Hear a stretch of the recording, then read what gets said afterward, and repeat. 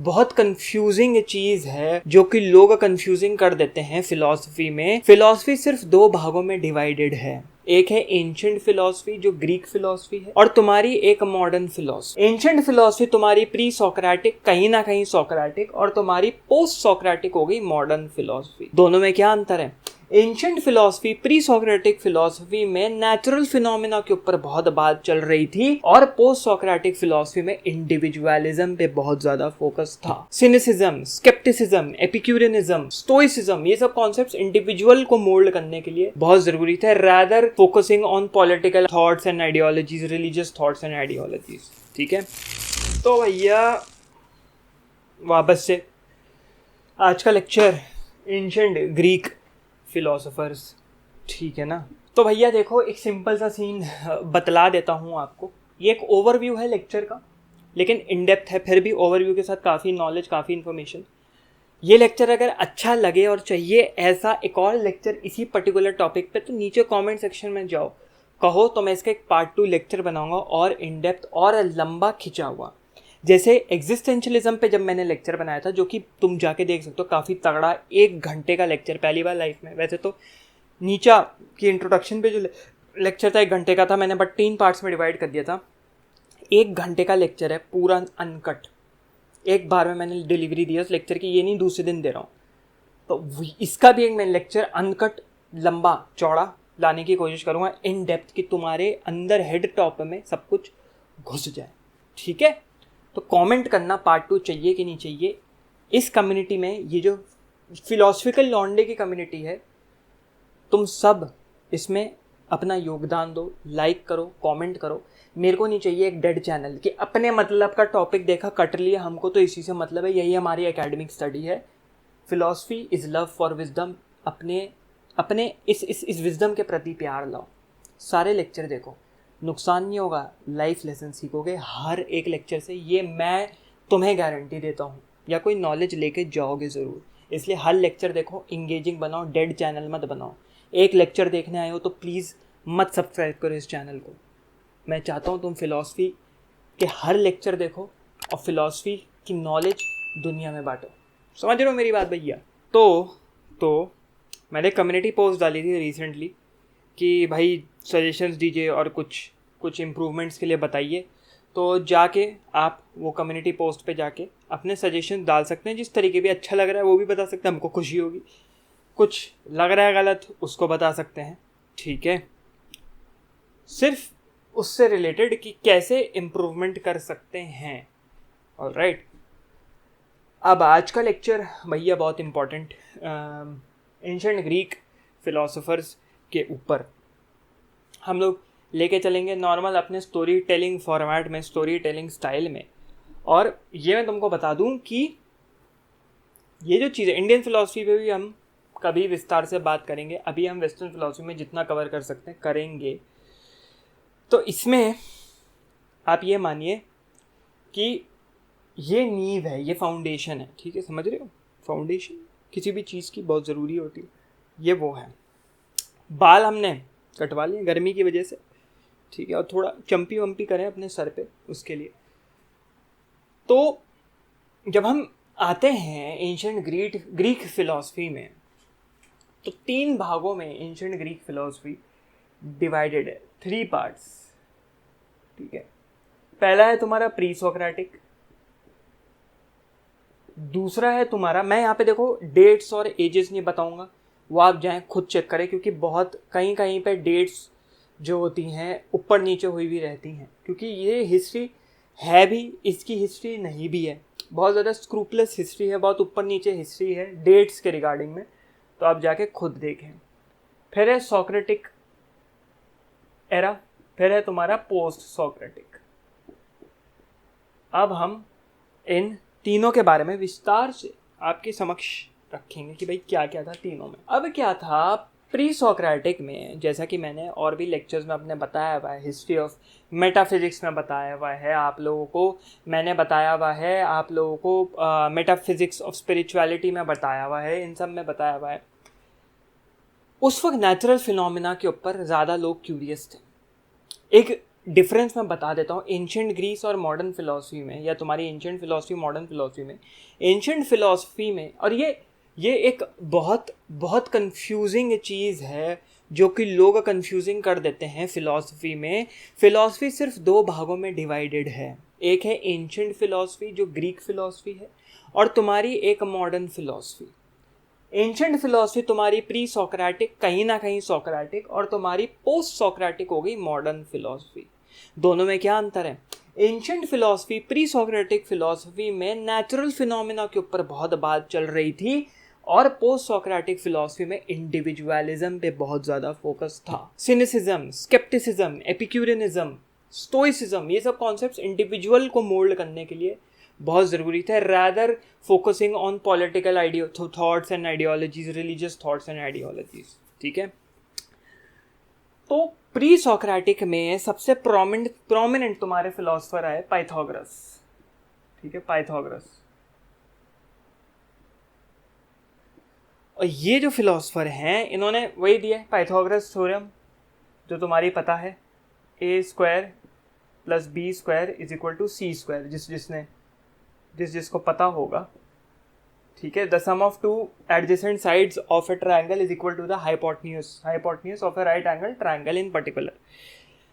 अब तो ये लोग कहते थे कि जो इंसान है, ह्यूमंस हैं, वो या तो पानी, हवा, आग, इन सब चीज़ों से निकल के आया है, जो कि एक अनलिमिटेड सब्सटेंस है, अनलिमिटेड अबंडेंस में अवेलेबल है, जिसको इन लोगों ने कहा एपायरन, APERION, अनलिमिटेड अबंडेंस में ये चीज़ अवेलेबल है। और ये कहते थे प्री सोक्रेटिक फिलोसफर, जिसमें थोड़ा सा मैंने पहले लेक्चर बनाया हुआ है प्री सोक्रेटिक के ऊपर, वो जाके पूरा देखो। अगर तुम UPSC एस्पिरेंट हो तो वो लेक्चर काफ़ी हेल्प करेगा, उसमें माइसोनियंस के बारे में भी मैंने कवर किया हुआ है। अब आते हैं तुम्हारे भैया सोक्रेटिक फिलोसफर्स। सोक्रेटिक फिलोसफर्स में 3 मेन फिलोसफर्स हैं जिनके बारे में तुमको याद रखना है। अब तुम्हारी रिस्पॉन्सिबिलिटी उन तीनों की, कब पैदा हुए थे, कब मरे थे, देखना है। इतना मेरे को याद है 399 BC में सोक्रेटिस को मरे क्या थे, मारा गया था। बहुत उसके बारे में विस्तार से बात करिए। सोक्रेटिस, प्लेटो, एरिस्टोटल। सोक्रेटिस के चेले मतलब स्टूडेंट प्लेटो के स्टूडेंट एरिस्टोटल।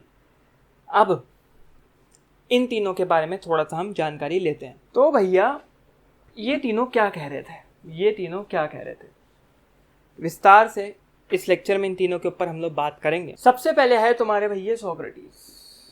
अब सोक्रेटिस का तुमको सिंपल सा सीन बता दूं, ज़्यादा हिस्ट्री इनकी अवेलेबल नहीं है, जो आई है ज़्यादा इनकी आइडियोलॉजीज, थॉट प्रोसेसेस अवेलेबल नहीं है। जो आया है वो आया है प्लेटो बाबा के माध्यम से। प्लेटो बाबा बड़े इनसे इंस्पायर्ड थे। तो सोक्रेटिस का क्या सीन था, वो कुछ ऐसे थ्योरेटिकल चीज़ें नहीं पढ़ाते, तो उनका सिंपल सा सीन था, सवाल पूछो, ऐसे सवाल पूछो कि स्टूडेंट्स के अजम्पशंस को वो चैलेंज करें।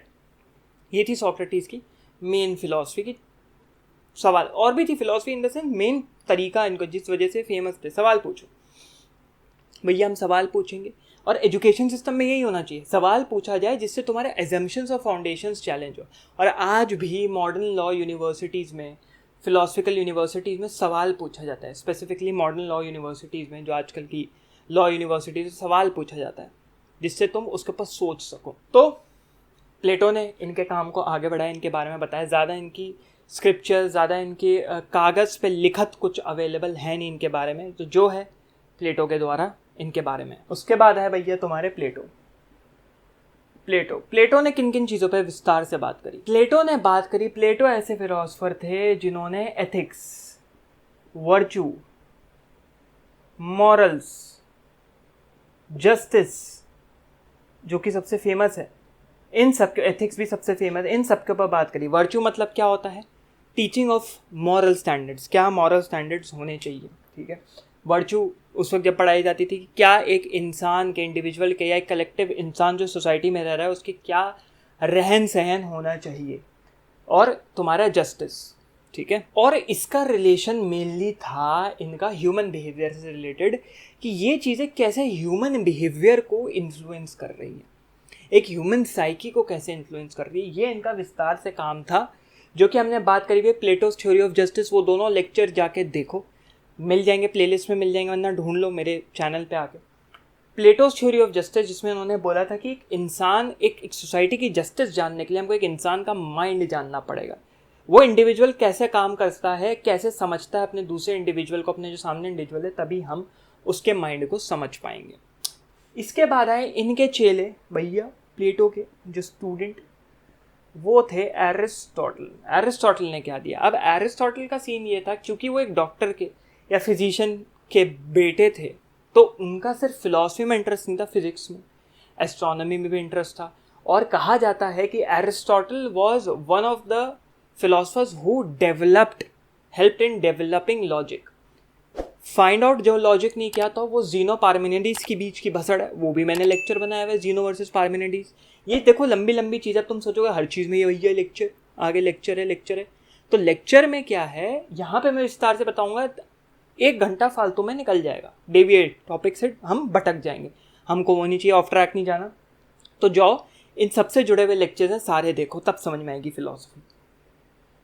तो भैया लॉजिक को डेवलप किया इन्होंने बहुत हद तक। इनको कहा जाता है कि फाउंडिंग फादर्स कह लो या founding figures of zoology, Aristotle. Modern day zoology develop करने में, इन्वेंट करने में तुम कह लो बहुत ज़्यादा इनका योगदान रहा है। ठीक है भैया, समझ रहे हो? घुस रहा है हेड टॉप में। ठीक है, जैसे डेस्कटॉप होता है वैसे हेड टॉप होता है। और अगर हेड टॉप में कुछ ना घुसे तो जैसे डेस्कटॉप में कभी कभार चीज़ें डिलीट करनी पड़ती हैं, ज़्यादा हो जाता है डेस्कटॉप में, रिसाइकल बिन पर डालना पड़ता है, वैसे ही अपने भी हेड टॉप में भैया चीज़ें रिसाइकल बिन में डालिए, तभी जगह बनेगी दूसरी चीज़ें आने के लिए। एग्जाम का डर है, वो हटाओ, डिलीट रिसाइकल बिन। बंदी छोड़ के चली गई, बंदा छोड़ के चला गया, अफसोस में बैठे हो, पढ़ नहीं रहे हो, डिलीट, आगे बढ़ो, नॉलेज लाओ अपने अंदर। Knowledge is very important. यही मोटिवेशन बनाओ, हेड टॉप से फालतू लोग, फालतू चीज़ें, फालतू कॉन्टैक्ट्स डिलीट करते जाओ, आगे बढ़ते हैं भैया। यहाँ पे भी ज़्यादा हमारी फिलॉसफी का प्रचार हो जाएगा वरना। अब आया भैया तुम्हारा पोस्ट सोक्रेटिक फिलॉसफी। ठीक है, पोस्ट सोक्रेटिक। अब हमने एरिस्टोटल में पढ़ लिया कि भैया मॉडर्न डे जूलॉजी को बहुत इन्फ्लुएंस किया, प्लेटो का जस्टिस थ्योरी इन सब पे काम था, सोक्रेटिस का क्वेश्चनिंग करने का काम था। हमने आपके लिए ये कर दिया समराइज। पोस्ट सोक्रेटिक में 4 मेजर स्कूल ऑफ थॉट है। स्केप्टिसिज्म, पहले सिनिसिज्म लिख लेते हैं।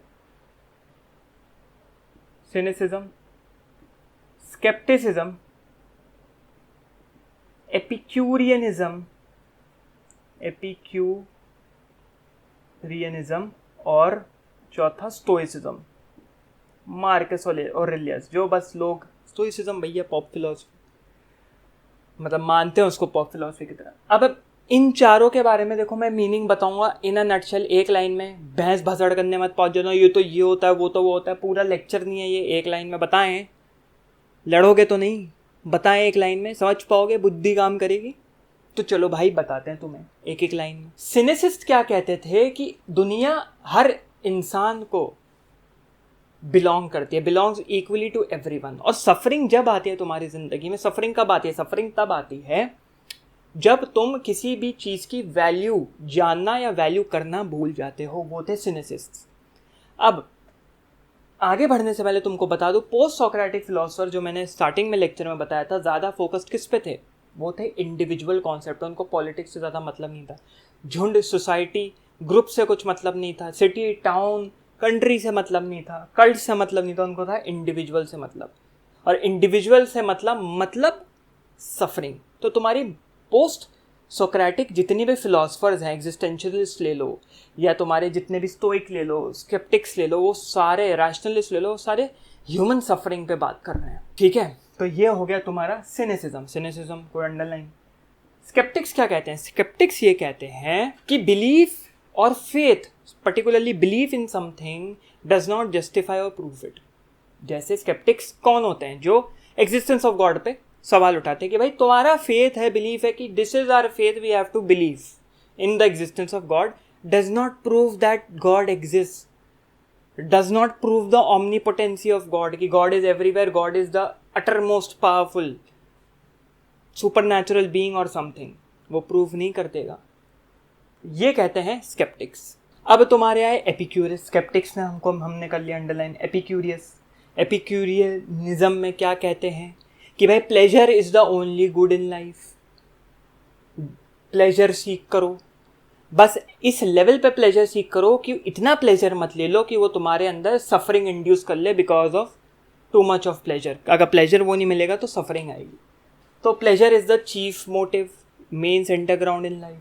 फिर है तुम्हारे स्टोइसिज्म में क्या था कि भाई उसमें था सेल्फ कंट्रोल, अपने ऊपर कंट्रोल लाना, काबू लाना। एक तरह से देखो ये तीनों को अगर तुम मिला लो तो जैसे डेवलप हो रहा है। अब इसकी टाइमलाइन मैंने यहाँ पे नहीं दी है और कौन पहले कौन बाद में वो सब नहीं दिया, बट अपने ऊपर सेल्फ कंट्रोल, कैसे सेल्फ कंट्रोल करो जिससे डिस्ट्रक्टिव इमोशंस को तुम कंट्रोल में ला पाओ, जो कि मार्कस ऑरेलियस ने बनाया था जब उनका लाइफ में सफरिंग आई थी। शायद उनके बेटे की मौत हो गई थी बहुत यंग एज में, तो उसकी सफरिंग से उभरने के लिए self control, how to convert that fuel into fire.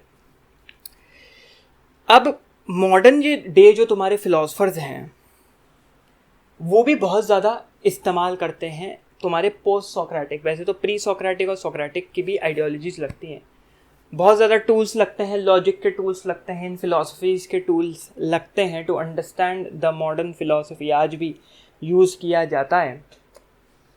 तो ये था lecture Greek, ancient Greek philosophers slash AKA philosophy. तो भाई लोग बहन लोग जो भी हैं, अच्छा लगा हो तो लेक्चर को ज़रूर एक अंगूठा ठोके, सीधा अंगूठा, उल्टा अंगूठा ना ठोके, ठीक है। उल्टा अंगूठा भी ठोक सकते हैं अगर अच्छा ना लगा, हमें पता लगेगा। सीधा अंगूठा ठोके ज़्यादा अच्छी बात है। और सब्सक्राइब अगर नहीं किया है तो सब्सक्राइब ज़रूर कर लें, ठीक है ना।